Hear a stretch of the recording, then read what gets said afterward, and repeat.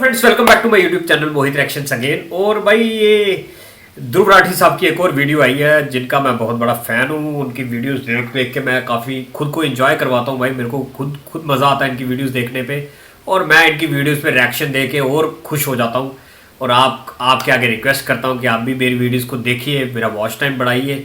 और आपके आगे रिक्वेस्ट है कि आप मेरे चैनल में फर्स्ट टाइम जिसने विजिट किया है वो मेरे चैनल को सब्सक्राइब करें, लाइक करें और शेयर करता रहे। हाँ, लाइक शेयर सब्सक्राइब करना आपका काम है भाई, मेरा काम है वीडियो बनाना, एंटरटेन करना, इन्फॉर्मेशन पे रिएक्शन देना, इन्फॉर्मेशन वीडियोस पे रिएक्शन देना। और आज ध्रुव राठी साहब की वीडियो आई भाई इंडियन मसाले पे। जो इंडियन मसाले हैं, stop doing this, stop eating this, detail analysis of Indian masala ban. India के जो मसाले हैं MDH, एवरेस्ट का तीखा लाल, इन पे इन्होंने कोई वीडियो बनाई है और पूरा रिसर्च करके बताया है। और टाइटल में लिखा है कि इंडियन मसाले को मत खाइए, इसमें कोई प्रॉब्लम होगी या कोई केमिकल इंग्रेडिएंट्स में कोई प्रॉब्लम होगी। तो इनकी वीडियो पे हम रिएक्शन देते हैं और इन्फॉर्मेशन पे रिएक्शन देते हैं और एंजॉय करते हैं। बट रिएक्शन देने से पहले आपके आगे रिक्वेस्ट है कि भाई जो मेरे चैनल में फर्स्ट टाइम विजिट किया, आप मेरे चैनल को सब्सक्राइब करें, मेरे चैनल को लाइक करें और शेयर करते रहें। ठीक है, सो रिएक्शन स्टार्ट करते हैं। 1 2 3 एंड स्टार्ट। नमस्कार दोस्तों, धूम्रपान और शराब आपकी सेहत के लिए हानिकारक है, ये तो हम सब जानते हैं। हाँ। इनसे कैंसर जैसी जानलेवा बीमारियां हो सकती हैं, हार्ट अटैक के चांसेस बढ़ सकते हैं। लेकिन आज के इस नए भारत में अगर कोई अपने खाने में स्वाद डालना चाहे तो वो भी आपकी सेहत के लिए हानिकारक है। अच्छा, हो चुका है। 5 अप्रैल 2024 को हांगकांग के फूड सेफ्टी सेंटर की तरफ से पहली नोटिफिकेशन आई थी। इन्होंने MDH के 3 मसालों का नाम लिया, मद्रास करी पाउडर और सांभर मसाला। इसके अलावा एक एवरेस्ट का प्रोडक्ट फिश करी मसाला। इन सब में इथाइलिन ऑक्साइड की बहुत ज्यादा मात्रा पाई गई। एक ऐसा केमिकल है जिसके सेवन से कैंसर का डायरेक्ट लिंक है और कई देशों में इसका इस्तेमाल करना पूरी तरीके से बैन है। सिंगापुर देश की फूड एजेंसी ने अलग से टेस्टिंग करी और एवरेस्ट के फिश करी मसाले में यही चीज पाई। 4 मई 2024 सिंगापुर के लेबोरेटरी में रिसर्च हुई है। सिंगापुर, हांगकांग और मालदीव्स के देशों ने इन मसालों को अपने देश में बैन कर दिया है। ऑस्ट्रेलिया, न्यूजीलैंड और नेपाल के देशों की फूड एजेंसीज अपनी अलग से टेस्टिंग करा रही हैं और जल्द ही वहां पर भी इन्हें बैन कर दिया जाएगा। लेकिन कहानी यहाँ पर खत्म नहीं होती।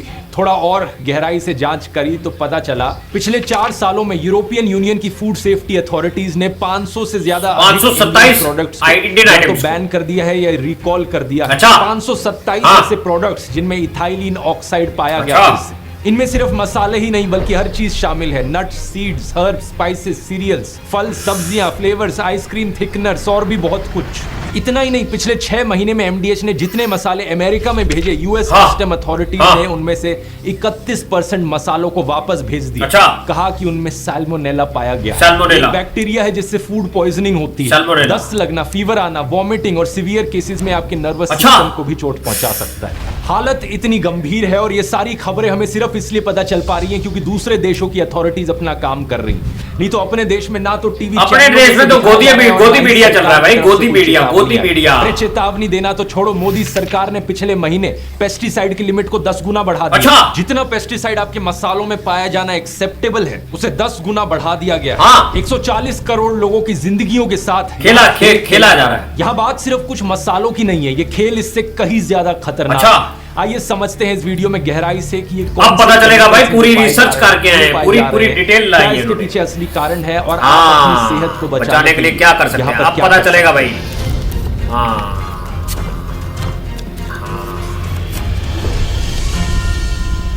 अब पता चलेगा ना। वीडियो शुरू करने से पहले यहाँ एक चीज मैं साफ कर दूं, इससे पहले कि कुछ लोग रोएं कि बार बार सरकार को क्यों बीच में लाते हो, हमारे पापा की इसमें क्या गलती है। यहाँ पर इस बात में कोई दो राय नहीं है कि सारी जिम्मेदारी सरकार के ऊपर है। एवरेस्ट कंपनी से जब पूछा गया कि उनके मसाले ऐसे क्यों निकल रहे हैं तो उन्होंने क्या जवाब दिया कि हमें तो नेसेसरी क्लियरेंसेज और approval spice board of India दे रहा है। इंडियन गवर्नमेंट की रेगुलेटरी अथॉरिटी है जो कि आती है ministry of commerce and industry के अंडर। इसके अलावा हमारे खाने में कैंसरस केमिकल्स हैं या नहीं ये जांच करने की जिम्मेदारी है FSSAI, food safety and standards authority of India, जो कि आती है ministry of health and family welfare के अंडर। और ये सिर्फ हमारे देश की बात नहीं है, दूसरे देशों के फूड अथॉरिटीज भी उनकी सरकारों के अंडर आते हैं। और वो सारे देश कम से कम अपने देशवासियों की हेल्थ की परवाह तो कर रहे हैं, कम से कम ये तो कह रहे हैं कि आपका खाना खतरनाक है, इन मसालों से दूर रहो। हमारी सरकार के मुंह से एक शब्द तक नहीं निकला। FSSAI की तरफ से इकलौता रिस्पॉन्स ये आया है कि हमें 20 दिन चाहिए इन मसालों की टेस्टिंग करने के लिए, फिर हम देखेंगे कि ये हानिकारक है या नहीं। इन्हें 20 दिन चाहिए। यहाँ पर एक आम आदमी ने अपनी तरफ से टेस्टिंग करा ली और कुछ ही दिनों के अंदर टेस्ट रिजल्ट्स आ भी गए। और FSSAI वो यूनिट है जिन्होंने 20 दिन मांगे जवाब देने के लिए कि इसके अंदर इथाइलिन ऑक्साइड प्रेजेंट है या नहीं है। मेरा सवाल FSSAI से ये है कि अगर मैं 4 दिन के अंदर पता लगा सकता हूँ कि इसके अंदर कितना इथाइलिन ऑक्साइड है, तो आपको 20 दिन का टाइम क्यों? बिल्कुल। इस रिपोर्ट को देखिए, एक ट्विटर यूजर ने खुद से डिसाइड किया कि वो एवरेस्ट के फिश करी मसाले को टेस्टिंग करने के लिए भेजेगा। उसने इसे food hygiene and health laboratory में भेजा। 23 अप्रैल को उसने 50 ग्राम मसाले का सैंपल भेजा और 26 अप्रैल को रिपोर्ट तैयार भी होकर आ गई। क्या पाया गया? इस मसाले में इथाइलिन ऑक्साइड की मात्रा 7.57 मिलीग्राम पर किलोग्राम की कॉन्सेंट्रेशन में मौजूद है। इसकी लिमिट है 0.1 मिलीग्राम पर किलोग्राम, यानी कि ये लिमिट से 70 गुना ज्यादा मात्रा में ऊपर वाला बचाए भाई, ऊपर वाला बचाए। अब कुछ लोग बहाने मारते हैं कि दुनिया भर के देशों की ये साजिश है मोदी सरकार को गिराने की। इलेक्शन के पहले ही ऐसी खबरें क्यों आती हैं? ये खबरें इलेक्शन के पहले नहीं आ रही, ये काफी टाइम पहले से आई जा रही हैं। टीवी चैनल बस आपको दिखा नहीं रहे। अक्टूबर 2022 और सितंबर 2023 के बीच में अमेरिका ने 15% MDH के प्रोडक्ट्स को रिजेक्ट किया। 2020 से लेकर आज तक, जैसा मैंने बताया, यूरोपियन यूनियन 527 फूड आइटम्स को रिजेक्ट कर चुका है, बैन कर चुका है। और अगर उन देशों पर यकीन नहीं होता तो इस रिपोर्ट को ही देख लो। ये तो एक इंडियन नहीं करवाई है, एक इंडियन लेबोरेटरी में ही। इस इशू की सीरियसनेस को समझ गए हो तो आइए अब थोड़ा इस केमिकल इथाइलिन ऑक्साइड के बारे में। इसका शॉर्ट फॉर्म है EO या ETO। ये एक फॉसिल फ्यूल का बाय प्रोडक्ट है जिसके इंडस्ट्रियल यूजेस बहुत सारे हैं, लेकिन जो यूज हमारे केस में रेलेवेंट है वो है स्पाइसेस की फ्यूमिगेशन में। फ्यूमिगेशन शब्द का मतलब होता है डिसइंफेक्ट करना या स्टेरिलाइज करना। जितने हानिकारक कीटाणु और बैक्टीरिया होते हैं खाने में उन्हें मारना। इथाइलिन ऑक्साइड का एक गैस के फॉर्म में इस्तेमाल किया जाता है। ये गैस किसी भी मटेरियल की पैकेजिंग के थ्रू बड़ी आसानी से फ्लो कर जाती है और काफी आसान और एफिशिएंट तरीके से इसका इस्तेमाल किया जा सकता है डिसइंफेक्ट करने के लिए। ये गैस अपने आप में कलरलेस है तो आपको दिखेगी नहीं, लेकिन फ्लेमेबल जरूर है, यानी कि आग लग सकती है इस पर। इससे ई कोलाई और सैल्मोनेला जैसे हार्मफुल बैक्टीरिया को मारा जा सकता है। साथ ही साथ फंगस के खिलाफ भी इसका इस्तेमाल किया जा सकता है। इंटरेस्टिंग चीज यह है कि फसल उगाते समय इसका इस्तेमाल नहीं किया जाता, बल्कि मसालों की पैकेजिंग करते समय इसका इस्तेमाल किया जाता है। तो अगर मसालों में इथाइलिन ऑक्साइड की बहुत ज्यादा मात्रा पाई जाती है तो उस किसान की गलती नहीं है जो फसल को उगा रहा है, बल्कि उस कंपनी की जिम्मेदारी है जो पोस्ट हार्वेस्ट ट्रीटमेंट के दौरान और पैकेजिंग करने से पहले इथाइलिन ऑक्साइड का इस्तेमाल कर रही है। प्रॉब्लम स्टोरेज के वक्त आ रही है। ये एक बड़ा सिंपल सा फ्लो चार्ट आप देख सकते हैं स्क्रीन पर, जो अलग अलग प्रोसेसेस बताता है जो इन्वॉल्व है इथाइलिन ऑक्साइड की स्टेरिलाइजेशन के दौरान। सबसे पहले प्री कंडीशनिंग होती है, humidity, temperature, pressure control check किया जाता है, फिर इस गैस के द्वारा स्टेरिलाइजेशन किया जाता है और फिर उस गैस की इवैक्यूएशन और गैस वॉशिंग करी जाती है। ये जो तीसरा प्रोसेस है इसका नाम है एरिएशन, और ये बहुत बहुत जरूरी प्रोसेस है क्योंकि यहां पर इस केमिकल को वापस से बाहर निकालने का काम किया जाता है। नाइट्रोजन इंजेक्शंस और वैक्यूम डीगैसिंग का इस्तेमाल किया जाता है इस केमिकल को खत्म करने के लिए। ये बहुत इंपॉर्टेंट इसलिए है क्योंकि इसी स्टेप पर प्रॉब्लम आती है। अगर खाने की स्टेरिलाइजेशन कर ली ETO से, लेकिन उसके बाद इसकी एरिएशन ढंग से नहीं करी गई तो केमिकल के कुछ ट्रेसेस खाने में बच जाएंगे। इससे कुछ और हानिकारक केमिकल कंपाउंड्स की फॉर्मेशन होगी, जैसे कि 2-क्लोरोइथेनॉल या इथाइलिन क्लोरोहाइड्रीन या इथाइलिन ग्लाइकॉल। ये वही हानिकारक केमिकल्स हैं वैसे जो कफ सिरप्स में भी पाए गए थे। इसकी बात मैंने फार्मा फाइल्स वाले वीडियो में करी थी। वही कफ सिरप्स जिनकी वजह से बच्चों की मौत हो गई थी उज्बेकिस्तान में। और यही कारण है कि international agency for research on cancer ethylene oxide को ग्रुप 1 कार्सिनोजेन की कैटेगरी में डालती है। इन्होंने 4 अलग अलग ग्रुप्स बना रखे हैं क्लासिफिकेशन के। ग्रुप 1 में वो चीजें हैं जिनसे फॉर श्योर इंसानों को कैंसर होता है। ग्रुप 2A में वो चीजें हैं जिनसे प्रोबेबली कैंसर होता है इंसानों को। ग्रुप 2B में वो चीजें हैं जिनसे पॉसिबली हो सकता है कैंसर इंसानों को। और ग्रुप 3 वाली चीजें नॉन क्लासिफाइबल है। तो ग्रुप 1 वाली चीजें सबसे ज्यादा खतरनाक है। एक ये लिस्ट देख सकते हो अलग अलग केमिकल्स की जो ग्रुप 1 में आते हैं। कई सारी चीजें आती हैं इसमें, जैसे कि कोयला, टोबैको, एल्यूमिनियम की प्रोडक्शन, डीजल इंजन का एग्जॉस्ट, और इनमें से एक एंट्री यहाँ पर इथाइलिन ऑक्साइड की भी है।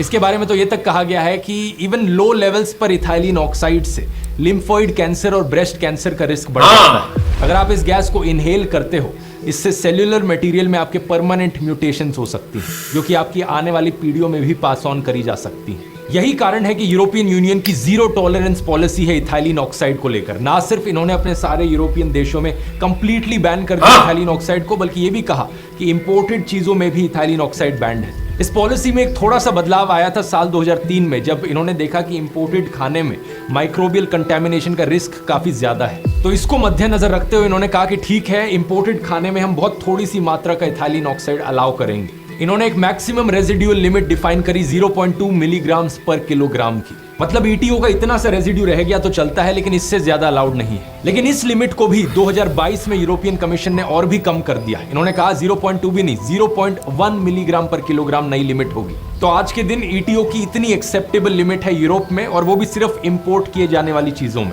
जो चीजें यूरोप के अंदर बन रही हैं उनमें कंप्लीटली बैंड है ईटीओ का इस्तेमाल। पिछले साल अप्रैल 2023 में इन्होंने ईटीओ की क्लासिफिकेशन भी बदल दी। इन्होंने कहा हम इसे फ्यूमिगेंट नहीं बुलाएंगे, हम इसे पेस्टिसाइड रेजिड्यू बुलाएंगे। इस डेफिनेशन को बदलने का मतलब था कि हर एक यूरोपियन देश के लिए ये मैंडेटरी बन गया वो अपने फूड सैंपल्स की टेस्टिंग कराएं ईटीओ को लेकर। सिंगापुर की बात करी जाए, सिंगापुर की जो मैक्सिमम अलाउड लिमिट है इथाइलिन ऑक्साइड की, वो यूरोप से कहीं ज्यादा है, 50 मिलीग्राम पर किलोग्राम। इनके देश में फ्यूमिगेशन के तौर पर ईटीओ का इस्तेमाल करना अलाउड है, लेकिन जो लिमिट है इनकी 500 गुना ज्यादा है ये यूरोप की लिमिट से। और फिर भी जब इन्होंने एवरेस्ट के फिश करी मसाला की टेस्टिंग करी तो अपनी लिमिट से ज्यादा इन्होंने ये केमिकल पाया। हांगकांग की बात करें तो इस मामले में हांगकांग की रेगुलेशंस ज्यादा मजबूत हैं सिंगापुर से। ये ना सिर्फ ईटीओ को एक पेस्टिसाइड कंसीडर करते हैं, बल्कि इनके देश में इसे फ्यूमिगेशन के तौर पर इस्तेमाल करना अलाउड ही नहीं है, और ना ही इसे पेस्टिसाइड के तौर पर इस्तेमाल करना अलाउड है। अगर हांगकांग में फूड क्वालिटी को लेकर वायलेशन होती है तो $50,000 का फाइन लग सकता है और 6 महीने की जेल हो सकती है। ये सब सुनकर अगर आप टेंशन में आ रहे हो और आपको लग रहा है कि यार भगवान जाने क्या क्या डला है हमारे खाने में, कौन कौन से हानिकारक केमिकल्स हैं, तो चिंता मत करो। चैट जीपीटी जैसा एआई टूल यहाँ पर आपकी बहुत मदद कर सकता है। किसी भी खाने के आइटम की इंग्रेडिएंट लिस्ट देखो पीछे, और किसी भी इंग्रेडिएंट के बारे में आप सवाल कर सकते हो चैट जीपीटी से। फॉर एग्जाम्पल पोटेशियम ब्रोमेट, ये कई ब्रेड्स में इस्तेमाल किया जाता है। सीधा पूछो, is potassium bromate bad for health and is it band in any country? आपको जवाब मिल जाएगा क्लियरली कि इसे यूरोप और कनाडा जैसे देशों में बैन किया गया है, लेकिन अमेरिका में ये अभी भी अलाउड है और ये हानिकारक है हेल्थ के लिए। एक एक इंग्रेडिएंट करके नहीं पूछना, तो पूरी इंग्रेडिएंट लिस्ट की फोटो खींच के भी आप डाल सकते हो और पूछो चैट जीपीटी से, इतने सारे जो इंग्रेडिएंट्स यहाँ पर डले हैं इनमें से कोई भी मेरी हेल्थ के लिए हानिकारक है क्या? बहुत अच्छा ब्रेकडाउन यहाँ पर आपको मिल जाएगा, जैसा आप स्क्रीन पर देख सकते हैं। चैट जीपीटी डेली लाइफ में ऐसी चीजों के लिए बहुत यूजफुल है। नॉर्मली ऐसी चीजों को अगर आप गूगल पर सर्च करने की कोशिश करोगे तो घंटे लग जाएंगे आपको आंसर ढूंढने में। यही कारण कि ध्रुव राठी एकेडमी पर मैंने एक पूरा 5.5 घंटे का कोर्स बना रखा है। आप अपनी पढ़ाई में, अपने काम में, अपनी डेली लाइफ में चीजों को 10 गुना ज्यादा स्पीड से कर सकते हैं इसकी मदद से। इस कोर्स में मैं रेगुलर अपडेट्स भी डालता हूं। नेक्स्ट अपडेट जून 2024 में आएगा। अगर आपने अभी तक ज्वाइन नहीं किया है तो नीचे जाकर डिस्क्रिप्शन में इसका लिंक मिल जाएगा, या फिर QR कोड को भी स्कैन कर सकते हैं। कूपन कोड इस्तेमाल कीजिए food40 40% ऑफ पाने के लिए। एक और चीज कहना चाहूंगा, आप में से जिन लोगों को चैट जीपीटी का सब्सक्रिप्शन खरीदना महंगा लगता है, इस ऐप को ट्राई करके देखिए, गिनी AI। वही सेम फीचर्स और परफॉर्मेंस चैट जीपीटी वाली, लेकिन चैट जीपीटी से ये आधी से कम कॉस्ट पर अवेलेबल है। इसमें तो डायरेक्टली फोटो चैट और PDF चैट अवेलेबल है। आप इंग्रेडिएंट लिस्ट की फोटो खींचकर इससे भी आप पूछ सकते हैं, सेम जवाब मिलेगा। लिंक डिस्क्रिप्शन में है। अब टॉपिक पर वापस आते हैं। इतना सब हो जाने के बावजूद एवरेस्ट के जो डायरेक्टर हैं राजीव शाह, वो कहते हैं कि 60 में से सिर्फ एक फिश करी मसाला में ही तो ईटीओ निकला है, तो बाकी सारे मसाले खाने लायक। और दूसरी तरफ MDH का यही दावा है कि सारे प्रोडक्ट्स इनके सेफ हैं और आराम से खाने लायक हैं। लेकिन पता है क्या दोस्तों, बात यहाँ पर सिर्फ इथाइलिन ऑक्साइड की नहीं। अमेरिका में जो MDH मसालों की शिपमेंट्स को रिजेक्ट किया गया वो साल्मोनेला की वजह से किया गया। आयरनी की बात देखो यहाँ पर क्या है। मैंने आपको बताया था ईटीओ का इस्तेमाल किया जाता है साल्मोनेला जैसे बैक्टीरिया को मारने के लिए। तो यहाँ कुछ मसालों में ईटीओ पाया जा रहा है, कुछ मसालों में साल्मोनेला पाया जा रहा है। यूएस की FDA ने बताया कि अक्टूबर 2022 और सितंबर 2023 के बीच में 15% MDH के जो मसाले इंपोर्ट किए जा रहे थे अमेरिका में, उन्हें रिफ्यूज कर दिया गया साल्मोनेला की वजह से। लेकिन इसके अगले पीरियड में अक्टूबर 2023 से लेकर जो अभी तक का समय है, ये रिजेक्शन का रेट 31% पर था। टोटल में 11 शिपमेंट्स को रिजेक्ट किया गया, जिनमें स्पाइसेस, फ्लेवर्स और सॉल्ट्स थे MDH के। और एक शिपमेंट का मतलब यहाँ पर एक प्रोडक्ट नहीं है। एक शिपमेंट यहाँ पर एक कार्टन भी हो सकता है, एक ट्रक लोड भी हो सकता है और एक पूरे जहाज का कंटेनर भी हो सकता है। इस आउटलुक के आर्टिकल के अनुसार जनवरी 2022 में यूएस की FDA ने MDH के मैन्युफैक्चरिंग प्लांट का फिजिकल इंस्पेक्शन भी किया था इंडिया में आकर। उस वक्त खतरा इतना ज्यादा नहीं था, लेकिन तब भी एफडीए ने यह नोट किया था कि प्लांट में एडिक्वेट सैनिटरी फैसिलिटीज और अकोमोडेशंस नहीं है। एग्जैक्ट कोड सुनिए, इक्विपमेंट और यूटेंसिल्स इनके इस तरीके से डिजाइन ही नहीं किए गए कि उन्हें क्लीन किया जा सके, मेंटेन किया जा सके, कंटेमिनेशन के अगेंस्ट प्रोटेक्ट किया जा सके। बात यहां सिर्फ एमडीएच के मसालों की नहीं है। फाइनेंशियल ईयर 2020 और 2023 के बीच में अमेरिका ने 786 शिपमेंट्स को रिजेक्ट किया जो इंडिया से आ रही थी। टोटल में 3,925 ह्यूमन यूएस भेजी गई थी, यानी कि 20% रिजेक्ट हो गई सैल्मोनेला की वजह से। इसमें सिर्फ मसाले ही नहीं थे, इसमें vitamin, minerals, proteins, bakery products, sea food products भी थे। हेडलाइन पढ़ो इस आर्टिकल की क्या है, इंडिया से जो आने वाला सामान है उसका रिजेक्ट होने का चांस 7 गुना ज्यादा है चाइना से आने वाले सामान के कंपैरिजन में। हमारे देश के स्टैंडर्ड्स को इतना गिरा दिया गया है। और बात यहाँ सिर्फ इथाइलिन ऑक्साइड और सैल्मोनेला तक सीमित नहीं रहती। पिछले साल की इस खबर को भी देखो। 14 नवंबर 2023 यूरोपियन कमीशन ने अलार्म साउंड किया इंडिया से आने वाले टर्मरिक को लेकर, जहां पर एक खतरनाक जानलेवा पेस्टिसाइड क्लोरपाइरिफोस पाया गया। ये पेस्टिसाइड कई देशों में बैंड है क्योंकि इससे बच्चों की ब्रेन ग्रोथ पर फर्क पड़ता है। इसलिए मैं कह रहा हूं कि ये प्रॉब्लम कुछ मसालों से कहीं ज्यादा बढ़कर है और ये चीजें पिछले कई सालों से देखी जा रही हैं। यूरोप में चेतावनी की घंटी साल 2020 में बेल्जियम के द्वारा बजाई गई थी, जब भारतीय सेसेमी सीड्स यानी तिल में इथाइलिन ऑक्साइड पाया गया था। तब से आज तक ये इतनी सारी चीजों में पाया जा चुका है। Cereals, chocolates, biscuits, bread, crackers, spices और तो और खेतों में जो जानवरों को खाना खिलाया जाता है उसमें भी ये पाया गया। इस बेल्जियम वाले इंसिडेंट के बाद ही था कि यूरोपियन फूड सेफ्टी एजेंसी ने इंडियन इंपोर्टेड खाने को सीरियसली लेना शुरू किया। इनका एक ये इंफॉर्मेशन नेटवर्क है, European rapid alert system for food and feed, जिसका शॉर्ट फॉर्म है RASFF। इनका जो डेटा होता है ये पब्लिकली अवेलेबल है, तो आप खुद भी जाकर चेक कर सकते हो इनकी वेबसाइट पर। मार्च 2019 और मार्च 2024 के बीच में इंडियन इंपोर्टेड चीजों को लेकर 985 RASFF की नोटिफिकेशंस आई हैं, जिन्हें सीरियस कैटेगरी में डाला गया है। ये कोई नेक्सस नहीं है, ये सिर्फ एक ऐसी व्यवस्था है जो यूरोप ने अपने देश के नागरिकों की सेफ्टी के लिए बनाई है। इनकी कोशिश है कि लोगों को पता चले कि एग्जैक्टली किस खाने में क्या क्या पाया जा रहा है। इस वेबसाइट का लिंक मैंने डिस्क्रिप्शन में नीचे डाल दिया है, आप जाकर खुद देख सकते हैं और स्क्रीन पर इसके कुछ एग्जांपल्स देखिए। मई 2022 और अप्रैल 2022 की नोटिफिकेशंस, क्यूमिन और फेन्यूग्रीक में क्लोरपाइरिफोस पेस्टिसाइड पाया गया। फिनलैंड में बॉर्डर पे ही इसे रिजेक्ट कर दिया गया। नेदरलैंड्स में इसका अलर्ट आया। दोनों को सीरियस क्लासिफिकेशन में डाला है। आप इनकी वेबसाइट का सर्च सिस्टम भी इस्तेमाल कर सकते हैं अलग अलग प्रोडक्ट्स को देखने के लिए, जैसे कि एफ्लाटॉक्सिन्स पाए गए पीनट बटर, ग्राउंड नट्स, चावल में जो इंडिया से आ रहे थे। सैल्मोनेला पाया गया sesame seeds, onion powder, betel leaves में जो इंडिया से आ रहे थे। मर्क्यूरी और लेड जैसे हानिकारक केमिकल्स पाए गए आयुर्वेदिक प्रोडक्ट्स में जो इंडिया से इंपोर्ट किए जा रहे थे।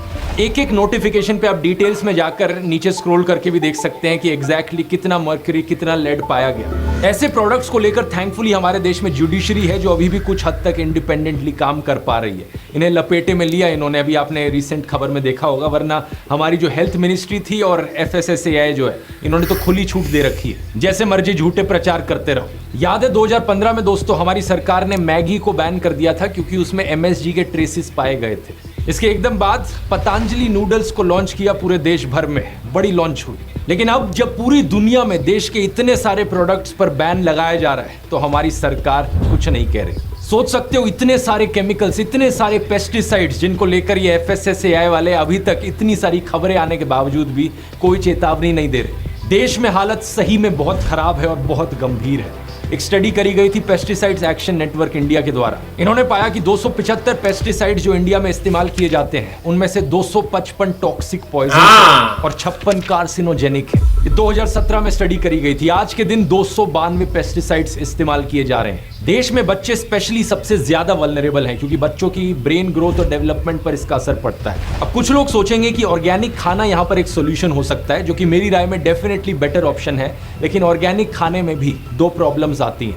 पहला तो ये कि कितने लोग उस टाइप के खाने को अफोर्ड कर सकते हैं, और दूसरी प्रॉब्लम इंडिया का जो ऑर्गेनिक खाना है वो भी एक रिस्क बताया जा रहा है अमेरिका और यूरोप के द्वारा। 11 जनवरी 2021 अमेरिका के डिपार्टमेंट ऑफ एग्रीकल्चर ने इंडिया की agriculture and processed food products export development authority के साथ अपनी एग्रीमेंट खत्म कर दी। इस एग्रीमेंट के तहत इंडिया के बिजनेसेस इंडिया में बनने वाले ऑर्गेनिक खाने को USDA का ऑर्गेनिक सर्टिफिकेशन दे सकते थे। लेकिन अमेरिका इस एग्रीमेंट से पीछे हट गया ये कहकर कि इंडिया का जो ऑर्गेनिक कंट्रोल सिस्टम है वो इनसफिशिएंट है, वो हमारे स्टैंडर्ड्स मीट नहीं कर रहा और इसलिए हमारा लेबल ऑर्गेनिक का वो लोग इस्तेमाल करें, हमारे लेबल की जो रेपुटेशन है वो नीचे गिर जाएगी। यूरोप में मार्च 2024 में पब्लिश हुई इस साइंटिफिक रिपोर्ट को देखिए। इसे यूरोपियन यूनियन के EFSA ने पब्लिश किया है। इसमें लिखा है इंडिया से आने वाले ऑर्गेनिक ड्राई बीन्स, राइस और क्यूमिन सीड्स जैसे खाने में क्लोरपाइरिफॉस पेस्टिसाइड पाया गया। यानी आप ऑर्गेनिक खाना खाओगे तो भी कोई गारंटी नहीं है कि उसमें पेस्टिसाइड्स नहीं मिलेंगे। हालांकि फिर भी मैं कहूंगा ये एक बेटर चॉइस है अगर आप अफोर्ड कर सकते हो तो। अब इतना कुछ हो जाने के बावजूद सबसे बेशर्मी वाली चीज जो मोदी सरकार ने करी वो थी ये।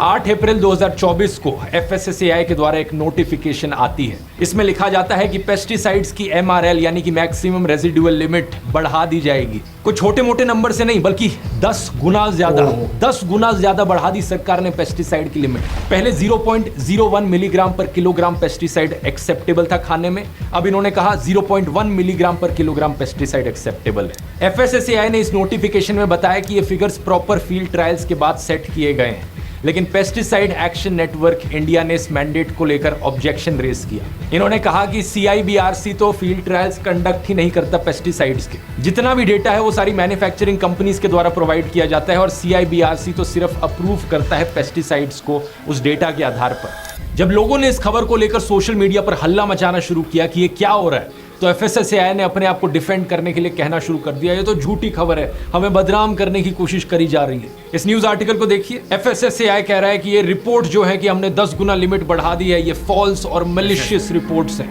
इंडिया के तो सबसे स्ट्रिक्ट स्टैंडर्ड्स हैं। अच्छा भाई, क्या गलत खबर फैलाई जा रही है, जरा देखें क्या इनका डिफेंस था। ये कहते हैं हमने लिमिट तो बढ़ाई है, हमने 10 गुना लिमिट बढ़ाई है, लेकिन सिर्फ उन्हीं पेस्टिसाइड्स के लिए जो CIBRC से रजिस्टर्ड नहीं है। CIBRC है central insecticides board and registration committee India की। मतलब ये तो एडमिट कर रहे हैं कि कुछ पेस्टिसाइड्स की लिमिट इन्होंने बढ़ाई है। तो पहला सवाल तो यही कि क्यों बढ़ाई है। इन्हीं का ही अगस्त 2022 का ऑर्डर देखो इनकी खुद की वेबसाइट पर। तीसरे पॉइंट के सेकंड सेक्शन में लिखा है वो पेस्टिसाइड्स जो रजिस्टर्ड नहीं है CIBRC के साथ, उनकी भी डिफॉल्ट लिमिट 0.01 मिलीग्राम पर किलोग्राम होगी। अपने पुराने ऑर्डर में तो इन्होंने लिमिट कम रखी थी इन्हीं पेस्टिसाइड्स की, लेकिन अब ये लिमिट बढ़ा दी गई है। क्यों? FSSAI का यहाँ पर एक और बहाना है कि हमने डिफॉल्ट लिमिट इसलिए बढ़ा दी क्योंकि जो इम्पोर्टेड खाना इंडिया में आएगा बाहर के देशों से, उनके देशों में लिमिट जो होगी वो थोड़ी ज्यादा हो सकती है, इसलिए उस खाने के लिए हम लिमिट को बढ़ा रहे हैं। मतलब दूसरी कंट्रीज पर अपना ब्लेम डाल दो। बाहर से आने वाले खाने में ज्यादा पेस्टिसाइड डला है तो अपने देशवासियों को ज्यादा पेस्टिसाइड वाला खाना खिला दो। मतलब हमारी सरकार बिल्कुल उल्टा कर रही है जो डेवलप्ड कंट्रीज कर रही है उनका। यूरोपियन यूनियन, हांगकांग, सिंगापुर ये क्या कर रहे हैं? ये अपने देश की रेगुलेशंस कम नहीं कर रही है, अपने देश की रेगुलेशंस को स्ट्रिक्ट रख रहे हैं ताकि इंपोर्टेड खाना भी उनके देशवासियों को अच्छा मिले, अच्छा क्वालिटी का पेस्टिसाइड्स के मिल सके। और FSSAI को अगर इतनी ही चिंता है बाहर से आने वाले खाने की, तो जरा ये बता दो मुझे आज तक इतिहास में इन्होंने कितनी बार इंडियन सिटीजन्स को वार्निंग दी है, चेतावनी दी है कि बाहर से आने वाले खाने में ज्यादा पेस्टिसाइड था? कभी भी इनकी तरफ से कोई चेतावनी सुनी है आप? क्या मोदी सरकार को यहाँ पर चंदा दिया जा रहा है इन पेस्टिसाइड कंपनियों के द्वारा? क्या एक और चंदा धंधा मॉडल यहाँ पर छिपा है? यहाँ बात सिर्फ हम कंज्यूमर्स की नहीं है बल्कि किसानों की भी है। BMC पब्लिक हेल्थ डेटा के अनुसार दुनिया भर में 11,000 फार्मर्स मारे जाते हैं हर साल पेस्टिसाइड्स की वजह से। इनमें से करीब 6,500 फार्मर्स इंडियन होते हैं, यानी कि दुनिया भर में मारे जाने वाले 60% किसान एक देश में मारे जा रहे हैं। ये नंबर्स भी यहाँ पर अंडर रिपोर्टेड है और कोई कानून नहीं है जो यहाँ पर किसानों की सेफ्टी इंश्योर करता हो। सेफ्टी तो छोड़ो, खाने की मिलावट की खबर सुनते ही लोग सबसे पहले इल्जाम किसानों पर लगाते हैं। लेकिन जैसा मैंने बताया, इथाइलिन ऑक्साइड की मात्रा पाई जा रही है खाने में, ये प्रोडक्शन के द्वारा नहीं हो रही है, ये स्टोरेज और पोस्ट प्रोडक्शन के टाइम पर। और पेस्टिसाइड्स की बात करी जाए तो कंपनीज इतना प्रेशराइज कर रही हैं किसानों को कि जबरदस्ती और पेस्टिसाइड छिड़को। किसानों को ये कहा जा रहा है कि अच्छी फसल तभी मिलेगी जब और ज्यादा पेस्टिसाइड छिड़का जाएगा। डेक्कन हेरल्ड के आर्टिकल में ये किसान का कहना था। हमें कंपनीज कहती हैं कि प्लांटिंग करने से पहले ही पेस्टिसाइड छिड़क दो, सीड्स के ऊपर अलग केमिकल डले होते हैं। इनफैक्ट जो बायो पेस्टिसाइड्स होते हैं, जो कि नेचुरली अकरिंग केमिकल्स होते हैं, उनके नाम पर भी अब केमिकल्स का कॉकटेल बेचा जा रहा है। 2015 में हमारी सरकार ने एक एक्सपर्ट कमेटी बिठाई थी under the chairmanship of doctor Anupam Verma. इस कमेटी ने 66 पेस्टिसाइड्स को रिव्यू किया जो कि दुनिया के किसी ना किसी देश में बैंड है, लेकिन इंडिया में अभी भी इस्तेमाल किए जा रहे हैं। इस कमेटी ने जब अपनी रिपोर्ट सबमिट करी तो उसमें कहा गया कि सरकार को कम से कम 13 पेस्टिसाइड्स को बैन करना चाहिए और 6 और पेस्टिसाइड्स को फेज आउट करना चाहिए बाय द ईयर 2020। पर इस कमेटी की बात सुनने में सरकार ने खुद ही 4 साल का समय लगा दिया। जनवरी 2019 में 12 पेस्टिसाइड्स को फाइनली जाकर बैन किया गया और 6 को दिसंबर 2020 तक फेज आउट करने का प्लान बनाया गया। 5 साल का डिले कर दिया सरकार ने। और सुनो, 14 मई 2020 को सेंट्रल गवर्नमेंट की तरफ से एक ड्राफ्ट ऑर्डर आता है कि वो जो 66 पेस्टिसाइड मेंशन किए गए थे उनमें से 27 को बैन कर देना चाहिए। लेकिन इस बैन को लेकर union ministry of chemicals and fertilisers oppose करती है और सरकार एक यू टर्न ले लेती है। फरवरी 2023, 3 साल बाद एक और नोटिफिकेशन जारी करी जाती है सरकार के द्वारा। इस बार कहा जाता है कि उन 27 में से सिर्फ 3 ही पेस्टिसाइड्स को बैन किया जाएगा। ध्यान दो, यहाँ पर 27 में से 24 पेस्टिसाइड्स काफी सारे देशों में पूरी तरीके से बैन है, लेकिन हमारी मोदी सरकार को लगता है कि सिर्फ 3 ही बैन करने का डिसीजन लेना काफी है। क्या कारण है कि हमारी सरकार एफएमसीजी कंपनीज और पेस्टिसाइड कंपनीज को इस तरीके से फ्री हैंड देती है? इवन जो विदेश की कंपनीज इंडिया में आती हैं उन्हें भी इस तरीके से स्टैंडर्ड्स को एक्सप्लॉइट करने दिया जाता है। फूड फार्मर के वीडियो जरूर आपने देखे होंगे, कितनी ही कंपनीज के कितने ही प्रोडक्ट्स को उसने कटघरे में रखा है। Nestle, KitKat, Cerelac, Lays, Pringles, Skittles, M&M's, Cadbury, Bournvita.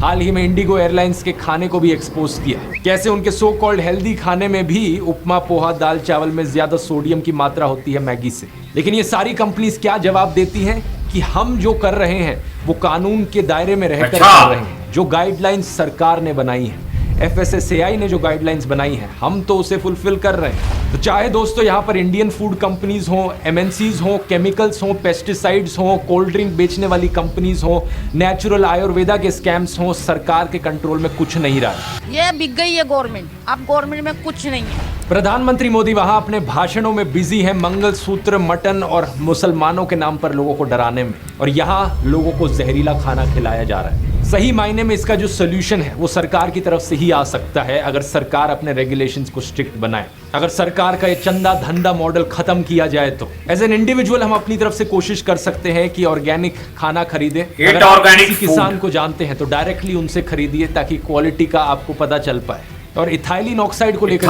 Storage में प्रॉब्लम है, तो जितना फ्रेश खाना हो सके उसे खरीदिए। अगर आपको किसी खाने की क्वालिटी को लेकर डाउट होता है तो आप अपनी तरफ से भी फूड आइटम्स को भेज सकते हैं क्वालिटी टेस्ट कराने के लिए अलग अलग लेबोरेटरीज में।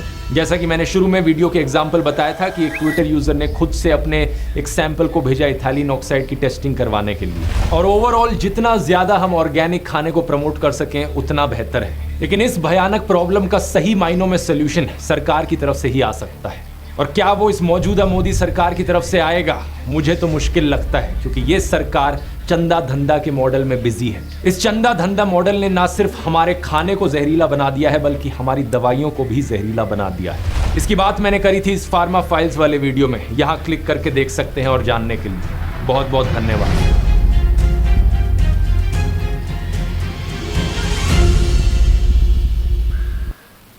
भाई ध्रुव राठी साहब की वीडियो जो होती है, ध्रुव राठी साहब की जो वीडियो होती है फाड़ के रख देती है, फाड़ के, ठीक है ना। जो इन्होंने बताया 110% मुझे बिल्कुल सही लग रहा है, बिल्कुल जेन्युइन लग रहा है, हाँ बिल्कुल जेन्युइन लग रहा है, बिल्कुल सही लग रहा है।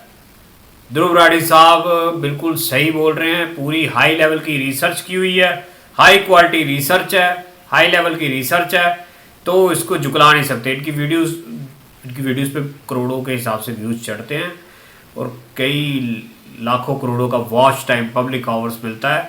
कुछ ना कुछ ऐसा दिखाया होता है कि जिसकी वजह से यहाँ पे करोड़ों के व्यूज़ चढ़ते हैं, करोड़ों का वॉच टाइम मिलता है, ठीक है। तो ध्रुव राठी साहब ने बताया कि भाई ये जो इंडिया में एवरेस्ट मसाले हैं, एवरेस्ट का तीखा लाल है, वो जो ऐड आती है, जो बुजुर्ग आदमी 100 साल के बुजुर्ग है कोई, वो ऐड देते हैं एवरेस्ट का तीखा लाल है, और उसके बाद जी वो फिश का मसाला होता है कोई, एक एवरेस्ट तीखा लाल, उसके बाद एक और मसाला है जी इंडियन मसाला, हाँ MDH, हाँ MDH। तो ये दोनों मसाले, इनमें इथाइलिन ऑक्साइड और सैल्मोनीला का बैक्टीरिया पाया गया है, जो यूरोपियन यूनियन या कोई भी सिंगापुर, हांगकांग, बड़े बड़े जो नामी खामी कंट्रीज हैं या कॉन्टिनेंट्स हैं, उन्होंने इसको बैन किया है। और 527 आइटम्स को यूरोपियन यूनियन ने बैन किया है। तो हमारी इंडिया की कंट्री, जो हमारी इंडिया की सरकार है, फूड कॉरपोरेशन ऑफ इंडिया या FSSAI, वो क्यों नहीं बैन कर रही? ये सही बता रहे हैं भाई, चंदा धंधा है। ये सरकार को पैसा देते हैं, सरकार चुप रह जाती है, बोलती नहीं है। सरकार वो पैसा इलेक्शन के लिए इस्तेमाल करती है, लोगों का वोट लेने के लिए, और लोगों को वो खिलाए जा रहे हैं, जहर खिला रहे हैं, जहर खा रहे हैं हम। We are eating the slow poison, fucking slow poison. तो ये भाई, ये गवर्नमेंट की पूरी पीछे हाथ होता है, पूरा का पूरा हाथ होता है गवर्नमेंट का। अब लोग देखो, गवर्नमेंट जीतती है, लोग वोट डालते हैं तो गवर्नमेंट जीतती है।